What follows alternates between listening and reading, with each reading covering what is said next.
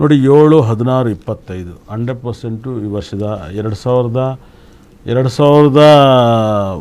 ತುಂಬ energy data ಬರ್ತ ಅಂತ ಹೇಳುತ್ತೆ, ತುಂಬ ಲಕ್ಕನ್ನ ಕೊಡುತ್ತೆ. ಯಾಕಂದರೆ ವಿಪರೀತ ರಾಜಯೋಗ ನೋಡಿ. ವಿಪರೀತ ಅಂದರೆ ನಿಮ್ಮ ಲೈಫಲ್ಲಿ ಊಹೆ ಕೂಡ ಮಾಡಿರಕ್ಲ.